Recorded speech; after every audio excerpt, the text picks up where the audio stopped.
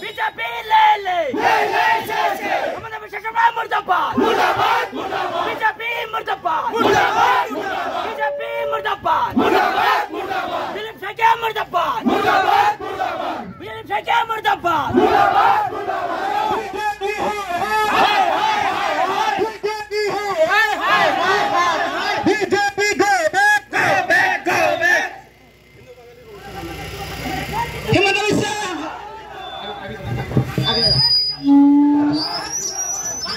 राजनीति बंद करो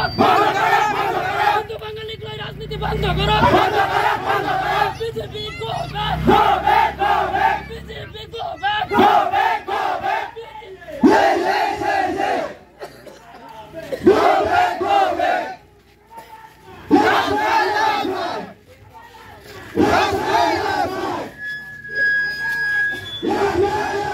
আজি আমি অসমত বসবাস কৰি থকা আজি 55 লাখ হিন্দু বাঙালী সকল বসবাস কৰি থকাৰ পিছতো আজি যি ধৰণে বিজেপি চৰকাৰে কৌশলগতভাৱে একটা মানে বক্তব্য ৰাখে তাৰ আমি পূৰ্ণ বিৰোধিতা কৰিছো আৰু আজি আপোনালোকে চাওক আমি ইয়াত বসবাস কৰি থকা হিন্দু বাঙালী সকলে আমি আজি অসমত বসবাস কৰি থকা হিন্দু বাঙালী সকলে বিজেপিয়ে যি প্ৰতাৰণা কৰিছে সেই প্ৰতাৰণাৰ যোগ্য প্ৰত্যুত্তৰ দিবৰ কাৰণে আজি বাঙালী সমাজ জাগিছে আজি চাওক এই কেইদিন আগতে এটা সিদ্ধান্ত দিছিলে কেবিনেটে যে হিন্দু বাঙালী তথা আমাৰ গোৰ্খা ভাই লগতে আমাৰ কোচ ৰাজবংশীসকলক ডি ভোটাৰ প্ৰত্যাহাৰ কৰাৰ এটা সিদ্ধান্ত লৈছিলে কিন্তু কৌশলগতভাৱে দেখা গ'ল তাৰ কেইদিনমান পিছতে আকৌ সেই বিজেপি চৰকাৰে এই হিমন্ত বিশ্ব শৰ্মা এজন মুখ্যমন্ত্ৰী হৈ এখেতে কি কৰিলে আকৌ কৌশলী এটা মন্তব্য কৰি আমাক আকৌ ডি ভোটাৰটো চলিয়ে থাকিব বুলি আজি এটা সিদ্ধান্ত গ্ৰহণ কৰিছে গতিকে সেই সিদ্ধান্তৰ আমি তীব্ৰ বিৰোধিতা কৰিছো আৰু এজন দেশৰ মুখ্যমন্ত্ৰী হৈ এখন ৰাজ্যৰ মুখ্যমন্ত্ৰী হৈ যি ধৰণৰ মিছা কথা বক্তব্য ৰাখিছে এইটো আৰু বাঙালী সমাজৰ আৰু দেখিবলৈ মানে বুজিবলৈ আৰু হেৰি নাই গতিকে বাঙালী সমাজ আজি জাগিছে গতিকে বাঙালীসকলে অহা 2026ত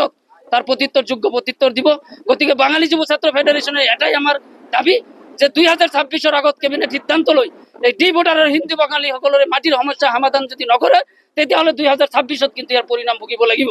কাৰণ আজি চাওক আমি ভাৰতবৰ্ষ স্বাধীন হোৱাৰ পিছৰ পৰাই আমি আমাৰ কোনো ধৰণৰ বাঙালীসকলে আমি কাৰো লগত কাজিয়া পেচাল কৰিব যোৱা নাই তাৰ দৃষ্টান্ত অসম নহয় ভাৰতবৰ্ষই দিব লাগিব আজি ভাৰত যদি 15 আগষ্টৰ দিনটো যদি নেতাজী সুভাষ চন্দ্ৰ বসুৰ জন্ম নহলহেঁতেন হয়তো 15 আগষ্ট দিনটো আজি আমি পালন কৰিব নোৱাৰিলোহেঁতেন আজি হিন্দু আৰু সনাতন ধৰ্ম বুলি কৈ আছে বিজেপিয়ে যি ৰাজনীতি কৰি আছে সেই সনাতন ধৰ্ম আৰু হিন্দু এই হিন্দু ধৰ্মটো আমেৰিকাৰ চিকাগো সন্মিলনত গৈ স্বামী বিবেকানন্দৰ নিচিনা এজন বাঙালী মানুহে প্ৰতিষ্ঠিত কৰিছে এই হিন্দু আৰু এই সনাতন ধৰ্মটোক যদি আজি এইটো প্ৰতিষ্ঠিত কৰিব নোৱাৰিলেহেঁতেন তেতিয়াহ'লে বিজেপি আজি হিন্দু আৰু সনাতনৰ ৰাজনীতি নকৰিব পাৰিলেহেঁতেন বিশেষকৈ চবেই জ্ঞাত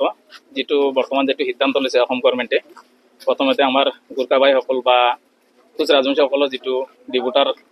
আজিৰ পৰা আৰু ডি ভোটাৰ নাথাকে তাৰ লগতে আমাৰ হিন্দু বাঙালীসকলৰো ডি ভোটাৰ নাথাকে বুলি ঘোষণা কৰিছিলে তাৰপিছত আকৌ দেখা গ'ল 2 দিন পাছতে এই বস্তুটো আকৌ অকল আমাৰ ক্ষেত্ৰত হিন্দু বাঙালীৰ ক্ষেত্ৰত ডি ভোটাৰটো থাকিব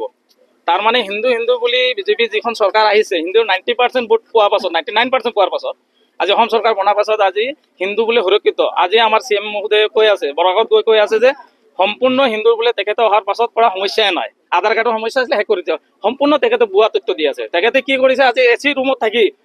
আজি গাছ লেভেলত কি হৈ আছে তেখেতে খবৰেই লোৱা নাই কাৰণ তেখেতে কৈ আছে যে ডি ভোটাৰ সমস্যা নাই আমাৰ ৰঞ্জিত দাস মহোদয় তেখেতে কৈছে যে নগণ্য ডি ভোটাৰ সমস্যা বুলি হিন্দু বাঙালীসকলৰ কেনেকৈ নগণ্য আজি হাজাৰ মানুহৰ ডি ভোটাৰ নটিচ আহিছে আমি প্ৰমাণ দিব পাৰিম এজন ব্যক্তিয়ে গৈ কোৰ্টত গৈ তাৰিখ মাৰি আছে সিহঁতে 60-70 মাটি বিক্ৰী কৰি কেছ লৰি আছে এই হিমন্ত বিশ্ব শৰ্মাৰ চৰকাৰৰ দিনত এই যোৱা 5 বছৰৰ পৰা তেখেতে এই ডি ভোটাৰ যিটো চিষ্টেমটো এইটো আৰু বেছি হৈছে যে আমি পৰিলক্ষিত পাইছোঁ আগত যেনেকৈ কম আছিলে এতিয়া বেছিকৈ আহি আছে কাৰো ভৱিষ্যতত কোনো অদূৰ ভৱিষ্যততো দি নাছিলে আগত অতীতত আজি সেইসকল মানুহৰো দি আহিছে